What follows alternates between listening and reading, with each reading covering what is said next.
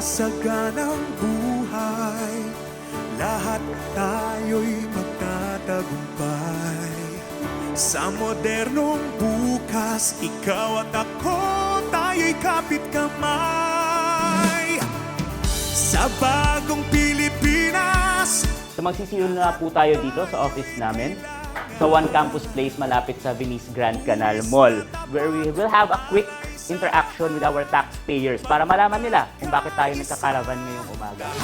Ay uulan, maging masigasig sa bagong bukas, kabahagi tayo sa tamang landas, tapat na layunin at isang mithiin, sa tamang buwis, pag-asenso'y mabilis.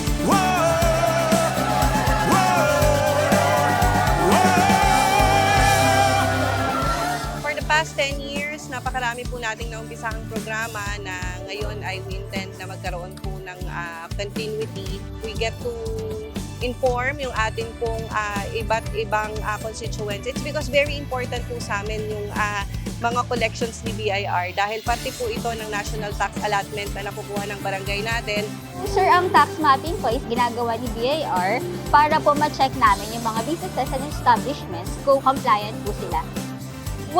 Upon finding out na compliance si taxpayer, we will be providing them po with a prize. Sa mga non-compliant po, inibigyan po namin sila ng penalty sa mga major violations po. Lalo na kapag sa previous tax mapping, pag nakita po namin na hindi pa rin sila na-comply, talaga pong may penalty na po. Kami po ay taos-puso nagpapasalamat sa inyong pagsunod, pagsuporta sa aming mga revenue officers sila dyan. Nandiyan po sila kung may mga katanungan po kayo, they are ready to assist you. Digitalisasyon, may aksyon, sa bagong bukas, handang tumugon. Integridad sa serbisyo, tuloy-tuloy ang pagbangon.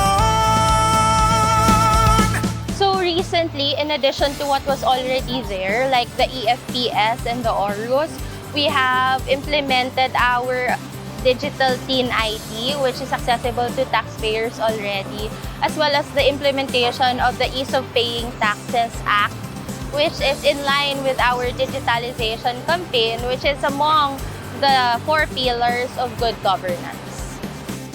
Sa mga nag-mapping sa amin, saludo po kami sa inyo sa pagpunta nyo sa amin at sa serbisyo na binigay nyo sa amin. Sinervisyohan nyo kami ng bonggang-bongga at natapos yung aming pagrehistro ng ganun kabilis. We understand that normally pag BIR po yung hinaharap natin, there's a fear factor po talaga among taxpayers. Especially pag hindi po sila knowledgeable sa kung ano yung cause kung bakit nandun yung BIR. Huwag po muna sila matakot because revenue officers naman po are very much willing to assist you kung magkaroon man kayo ng problema.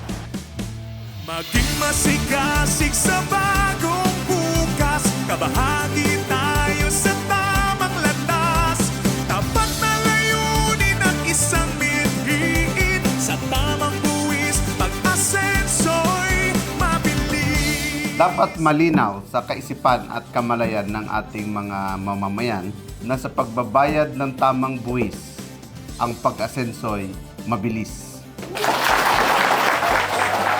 Maging masigasig sa bagong bukas, kabahagi tayo sa tamang landas, tapat na layunin at isang mithiin, sa tamang buwis, pag-asenso'y mabilis. Sa tamang buwis, pag-asenso'y mabilis. Sa tamang buwis, pag-asenso'y mabilis. Sa tamang buwis, Pag-asenso'y mabilis. Sa tamang buwis, pag-asenso'y mabilis.